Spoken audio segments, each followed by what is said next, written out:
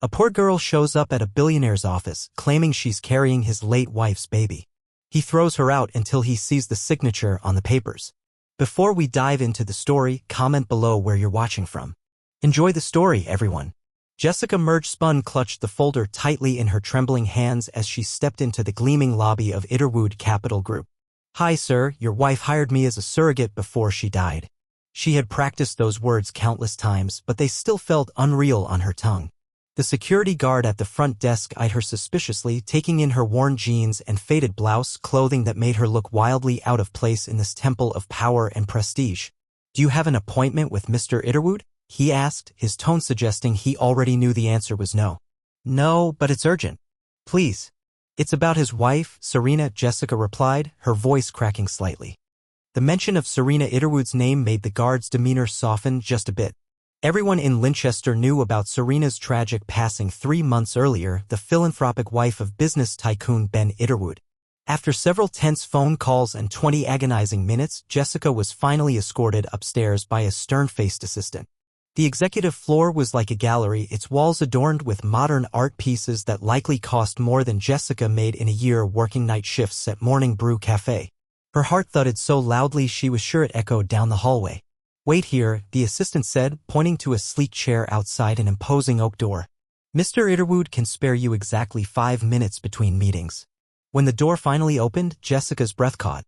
Ben Itterwood looked even more formidable in person than he did in the glossy magazines that chronicled his every move. He was tall, his broad shoulders filling out a sharply tailored suit. Strands of silver at his temples accented his dark hair, and his storm-gray eyes held no warmth as they took her in. "Come in," he said shortly, his deep voice laced with impatience. The office was a glass-walled palace with a sweeping view of the city skyline stretching out like his personal empire. Jessica felt a dizzy wave of panic but stepped inside, holding the folder like a shield. "My assistant says you have something to tell me about my wife," he said, remaining on his feet, making it clear that this was to be quick. Jessica took a deep breath. "My name is Jessica Mergespun. Your wife, Serena, hired me as a surrogate 4 months ago. I'm carrying your child." The silence that followed her words was suffocating. Ben's expression turned to stone. "Get out," he said, his voice low and deadly. "Please, Mr. Itterwood, I have the documents. I don't know what kind of scheme you're running, but you've picked the wrong man," he interrupted sharply, his eyes burning with fury. "Serena and I tried for years to have a child. She was told she couldn't. Do you think for a second she'd hide something like this from me?" Jessica's hands trembled as she opened the folder and pulled out the legal agreement. She wanted it to be a surprise. When her cancer came back, terminal this time, she didn't tell you. She knew you'd abandoned the international merger you were negotiating in Singapore just to be by her side. She made me swear I wouldn't contact you until I was past the first trimester. Ben snatched the papers from her, scanning them quickly. Jessica saw the exact moment he recognized Serena's signature. Elegant, unmistakable, right at the bottom of the page. "That's not possible," he whispered, but the certainty had drained from his voice. "There's more," Jessica said, and handed him a sealed envelope. "She left this for you." Ben stared at his name, written in Serena's graceful handwriting. For a moment, she thought she saw a crack in his steel composure, grief slipping through, but it was gone as quickly as it came, replaced with cold suspicion. Why didn't her doctors tell me? Why didn't our attorney know? She used different ones. She went to a separate clinic, Fairmont Reproductive Center, under her maiden name, Harrison. And she hired an independent lawyer. She said you'd have questions, that you might not believe me. Jessica placed a hand over her still flat stomach. "I'm scheduled for my 12-week ultrasound next week. You can come. You'll see that everything I'm telling you is true." Ben set the folder down on the desk with slow precision. "Even if this is true, and that's a big if, why would she pick you? Who are you to her?" Jessica had braced for that question. "I was her barista at Morning Brew Café. We chatted every morning for almost 2 years. She knew I was struggling to pay for nursing school. One day she came in after a doctor's appointment, completely heartbroken. I stayed after my shift and listened. That's when she first mentioned it." Ben's eyes narrowed, assessing her. "She did love that coffee shop. A knock interrupted them. The assistant peeked in. "Mr. Itterwood, the board is waiting in the conference room." "Reschedule," he said, still staring at Jessica. "But, sir, the quarterly." "I said reschedule," he snapped. When they were alone again, he walked to the massive window and stared out at the city. "If you're telling the truth, then you're carrying the heir to everything you see out there," he said flatly. "You must understand why I'm skeptical." "I do," Jessica said quietly, though her knees felt ready to give out. "I'm not asking you for anything, Mr. Itterwood. Serena paid me generously. She also arranged a trust to fund my education. I made her a promise to carry this child safely and, when the time came, to hand him or her to their father." Ben turned back to her, his face unreadable. "And if I asked for a DNA test?" She anticipated that. "The agreement includes my consent for prenatal testing as soon as it's safe." For the first time, he looked uncertain. He picked up the letter again, his thumb brushing his name. "I think you should read it," Jessica said softly. "I'll wait outside." As she turned to go, his voice stopped her. "Miss Mergespun," he hesitated. "Did she suffer?" The unexpected vulnerability in his voice made Jessica ache. "She was at peace," she replied. "She knew she was giving you the one thing you both wanted most." Ben gave a slight nod, then gestured to the chair. "Stay." He opened the envelope with care and began to read. Jessica sat silently watching the most powerful man in Linchester absorb his late wife's final words, witnessing his world shift for the second time in 3 months. Outside the vast windows, clouds began to gather over the skyline, casting deep shadows across the sleek, modern office, a fitting backdrop for what felt like the beginning of something irreversible. Ben's hands shook slightly as he folded the letter and slid it back into the envelope. He cleared his throat. "She says you're trustworthy," he said, keeping his tone neutral. "And that I should remember our conversation at Lake Arden." Jessica nodded, unsure what to say. His gaze drifted somewhere far off, perhaps to a memory on that serene lake where Serena had once persuaded him of something that now seemed lost in the fog of time. "Mr. Itterwood, Ben, he corrected automatically, then looked surprised by his own words. "If what you say is true, there's no need for formality." "Ben," Jessica repeated carefully. He moved to the desk and pressed a button on the intercom. "Janet, cancel the rest of my appointments today. And get me Dr. Harmon. I need to speak with him now." Without waiting for acknowledgement, he turned back to Jessica. "You'll come with me. To my home. We need to talk, and this isn't the place." It wasn't a suggestion. 20 minutes later, Jessica sat in the back of a sleek black Bentley, separated from Ben by a vast stretch of leather seating. The city blurred by as they drove toward Eastwood Flats, Linchester's most exclusive neighborhood. "Serena's oncologist was Dr. Lawson," Jessica said after a long silence. "Not Dr. Harmon." Ben's jaw clenched. "Harmon is our family physician. He would have had records if Serena pursued fertility treatment. She didn't use your doctors. She went to Fairmont under her maiden name." He turned his head sharply. "Why the secrecy?" "We never kept secrets. She said it was meant as a gift, not a burden. She didn't want you to worry or abandon your work for her treatment." "A gift," he repeated bitterly. "My wife died alone while I closed a merger halfway around the world. And she calls it a gift." The car turned through towering wrought iron gates and rolled along a curved drive surrounded by sculpted gardens. Itterwood Estate loomed ahead, even more striking than the photographs Jessica had glimpsed online, an angular blend of glass and limestone set high above the city, overlooking it like a private fortress. Inside, the house felt cold, almost sterile. Too perfect. Too quiet. Only a single oil portrait of Serena stood out, her golden hair and warm smile preserved forever above the grand entry. "You've been here before," Ben said suddenly, catching her gaze. Jessica stiffened. "Once. Serena invited me for tea before the embryo transfer. She wanted me to see where the child would grow up. In my home, while I was away? She thought it was important that I knew I was doing the right thing." A middle-aged woman appeared in the hallway, her sharp features softening slightly when she saw Ben. "Mr. Itterwood, we weren't expecting you home today. Mrs. Patterson, please bring tea to the Solarium. This is Miss Mergespun. She'll be joining me for dinner." Her brows rose just a touch, but she gave a polite nod and vanished. The Solarium was unmistakably Serena's space.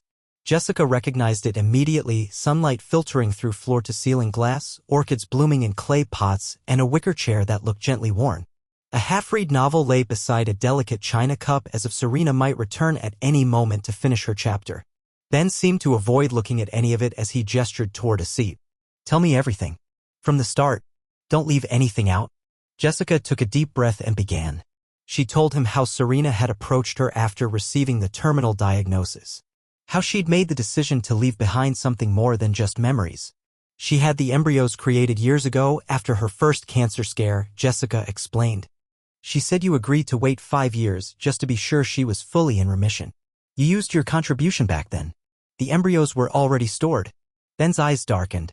I remember that procedure. But I was told the embryos were non-viable. Jessica hesitated. She told me there were 3 healthy ones. Silence filled the space between them until Mrs. Patterson entered with tea and quietly slipped away. Ben leaned forward, his voice low. If you're telling the truth, someone's been lying to me for years. Maybe she just didn't want to get your hopes up, Jessica offered gently. He laughed sharp and bitter. You didn't know Serena well if you think she'd lie to protect my feelings. Jessica met his gaze. I knew her well enough to carry her child. The words hung in the air. I'm sorry, she added quickly. This is difficult for everyone.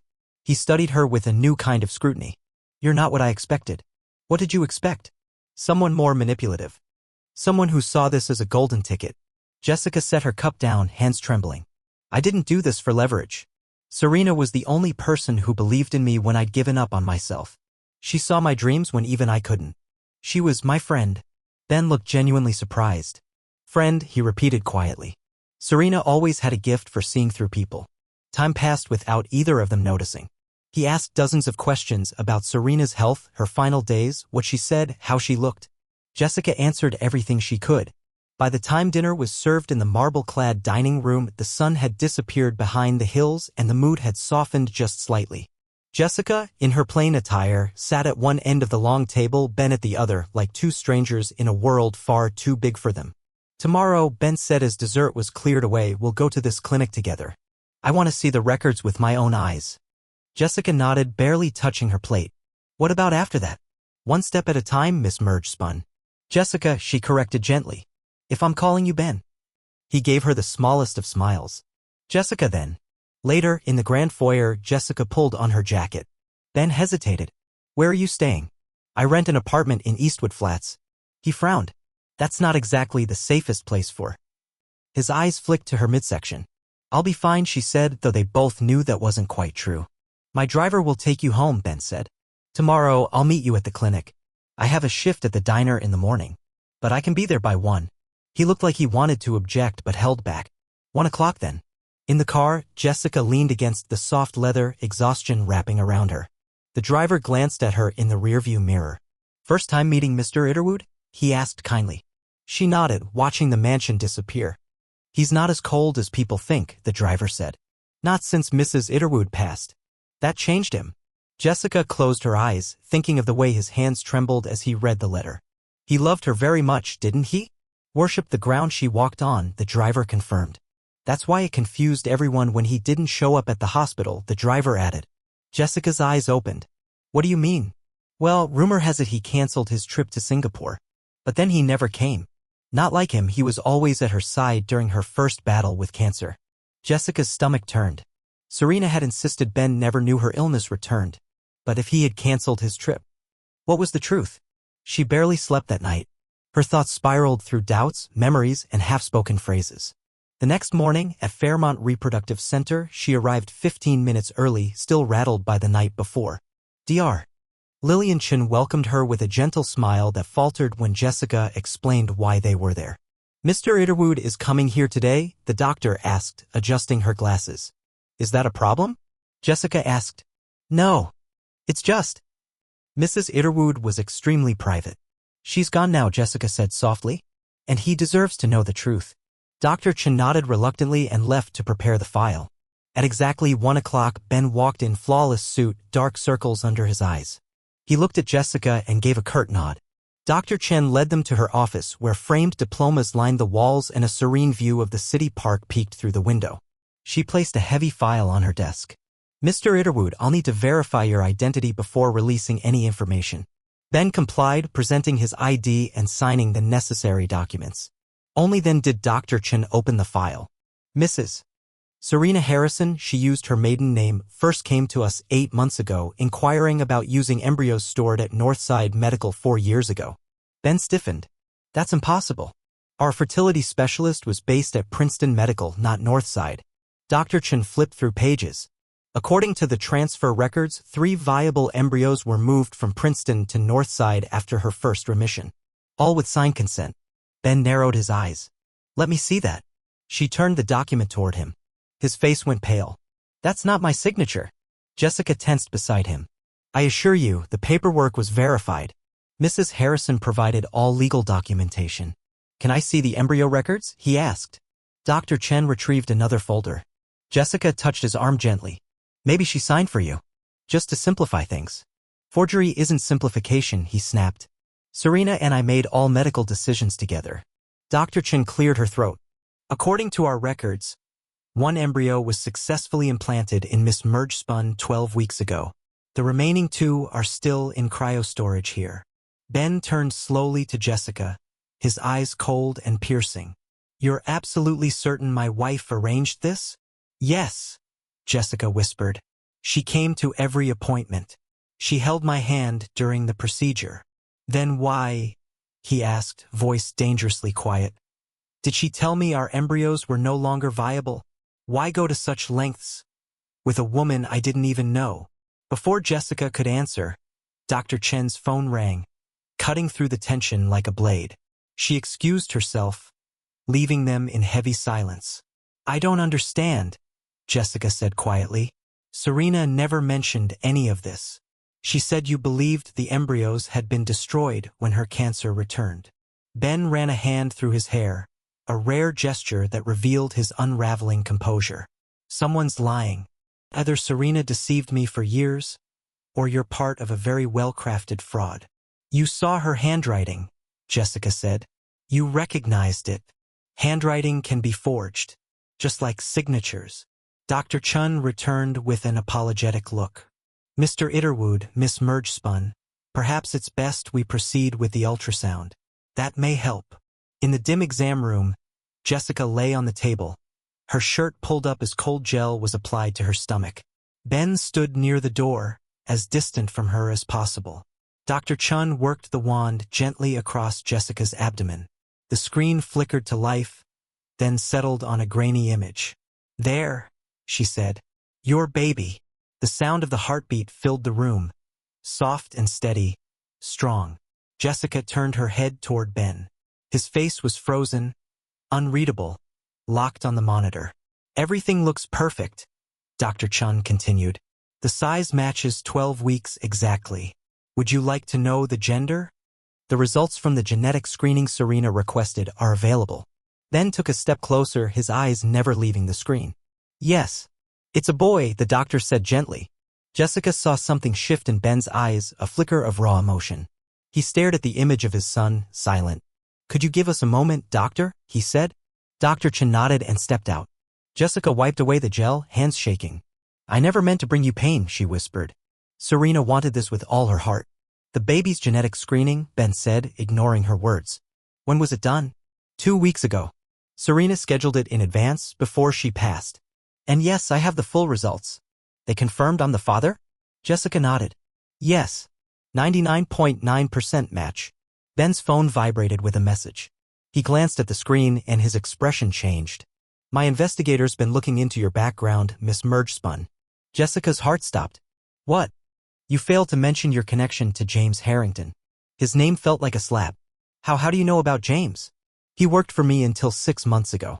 I fired him for attempting to sell company trade secrets. He's your ex, isn't he? We broke up over a year ago. I haven't seen him since. My investigator found phone records, Ben continued coldly. Calls between you two.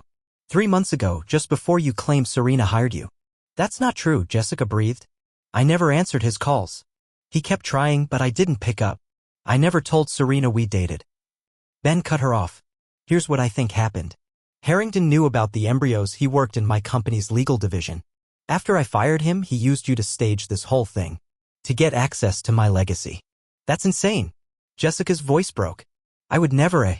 The fertility records show the surrogate was paid $200,000, Ben said icily. That money doesn't appear in any of your accounts. Where is it? Serena said she placed it in a trust. For after the baby is born. For my education. Ben laughed. A bitter sound. A trust no one can verify? Ask Mrs. Patterson, Jessica said desperately. She saw me at your home with Serena. Or ask Dr. Lawson about her cancer diagnosis. Dr. Lawson died in a car accident 2 months ago, Ben replied flatly. And Mrs. Patterson has been with my family for years. She'd say anything I told her to. Jessica felt like the floor was crumbling beneath her. The letter Serena wrote could have been forged, just like the rest of this circus. DNA results can be manipulated. She stood, legs wobbling. Why would I go through all this if it wasn't true? What could I possibly gain? Ben's voice was cold as stone. 3 embryos from one of the country's wealthiest men. Even the idea of blackmail is worth millions. I'd never. You'll understand if I don't take your word for it. Ben moved to the door. My legal team will contact you. Until then, stay away from me. And from Itterwood Capital. Ben, please. And Jessica, he added sharply, if you go to the press, I will ruin you. Then he was gone. Jessica collapsed onto the floor, shaking, tears streaming. Inside her, the baby, Serena's baby, stirred softly. Minutes passed before Dr. Chen returned. He thinks I'm lying, Jessica whispered. He thinks this is all fake. Dr. Chen helped her to a chair. I still have Serena's personal effects from her last visit, items she left for you. Maybe something there will help. Jessica looked up, her eyes filled with fragile hope. You do. She made preparations, Dr. Chen said gently. She mentioned that if anything went wrong, you should look for answers at the place where it all began. Jessica's mind raced. Morning Brew Café? The hospital? Then it hit her. Lake Arden, she said. That's where it all started. Where Serena and Ben's story began. And maybe, just maybe, where the truth waited to be found. Lake Arden glowed under the soft light of early autumn. The water shimmered like silver beneath the clear blue sky. Jessica stood at the edge of the Itterwood family retreat, a secluded estate nestled deep in the woods near the shoreline. The caretaker had let her in reluctantly after she showed him Serena's photo and begged for a few minutes. The boathouse sat quietly near the dock, its weathered wood still strong, its padlock already open. Inside, it smelled faintly of lake water and cedar. Fishing rods, life jackets, and paddleboards lined the walls. Jessica stepped inside, unsure of what she was even looking for. I thought I might find you here, said Ben's voice behind her. She spun around. He stood framed in the doorway, the afternoon sun glowing behind him. Your investigator still following me? No, he said, stepping inside slowly. Charlotte's letter mentioned this place. I've been here every day since our meeting, trying to make sense of everything. The caretaker called when you arrived. Jessica crossed her arms protectively over her belly. Did you come to accuse me again? No, he said quietly. I came because I found something. He held up a small, leather-bound book. Serena's journal. Her oncologist's widow delivered it to me yesterday. He took a breath. I was wrong. Jessica stared at him, not understanding. Serena, she did have terminal cancer. She did arrange for the surrogacy. And she kept it all from me. The words tasted bitter even as he said them. Jessica's knees felt weak. But why? Why all the secrecy? Why use a different clinic? A fake name? Ben looked around the boathouse. I still don't know. But I think she left something here. She said this was where she felt the most at peace. Jessica trailed her fingers across an old wooden workbench, brushing aside a fine layer of dust. Dr. Chen said Serena told her that if anything went wrong, I should return to the place where it all began. Ben stopped and turned to face her. Not where our relationship began, where life began. He knelt and ran his fingers along the back wall of the boathouse. After a moment, he found what he was looking for, a small, nearly invisible latch. With a click, a hidden panel opened. Inside were 2 items, a sealed envelope and a small velvet jewelry box. Ben opened the envelope and read silently. Jessica watched as emotions flickered across his face, shock, grief, understanding. When he looked up, his eyes were glassy. She knew about James Harrington. About the espionage. She uncovered it before I ever did. She was gathering evidence when she learned the cancer had come back. Jessica sank onto a nearby bench. That's why she kept it all hidden. She was protecting you. And the baby. Ben nodded slowly. Harrington threatened to destroy everything if I exposed him. Serena feared he'd target any child of ours out of revenge. Jessica whispered, but why me? Ben looked down at the journal. Because you were the only one who knew what kind of man Harrington really was. You warned Serena about him while you were still dating him. That's when she started digging. Jessica blinked in disbelief. I had no idea she took me seriously. He opened the jewelry box. Inside was a delicate gold locket, simple and elegant. When he opened it, there was a tiny photo of Serena smiling, radiant. For our son, Ben said softly. So he'll know what she looked like. The boathouse felt quieter now, as if it too was holding its breath. Ben turned to Jessica. I've been unfair to you. She gave a small nod. I get it. You were grieving. And scared. He sat beside her. I let fear take over. I didn't want to believe Serena had kept something this important from me. But she did. And you've been the only honest person in this. Jessica looked at him carefully. What happens now? He exhaled slowly. Now we honor her wishes. Together. 6 months later, the sky over Lake Arden was just as blue, the breeze soft and cool. Jessica sat on the dock, rocking a sleeping infant in her arms. Thomas Ben Itterwood. Ben secured the small sailboat nearby, glancing over his shoulder. He's going to love the water, he said, walking back to her. Just like his mother. Jessica smiled and handed the baby to him. She'd be proud of you, she whispered. Ben looked down at the boy in his arms. Thomas had Serena's bright eyes and his father's strong features. The perfect combination of both. Jessica watched as Ben cradled him with care. His expression one of quiet awe. She gave us everything, she said. Ben nodded. More than I ever realized. The water sparkled behind them. The boy shifted in his father's arms and blinked up, calm and wide-eyed. Jessica stood beside them, no longer just a surrogate, no longer just a bystander. She was something else now, something real, a part of something lasting. Some gifts, she realized, couldn't be measured in bank accounts or business shares. Some legacies came in the form of tiny hands, beating hearts, and second chances. Thomas opened his eyes again, Serena's eyes, and Ben smiled, a real, soft smile that promised something new had begun.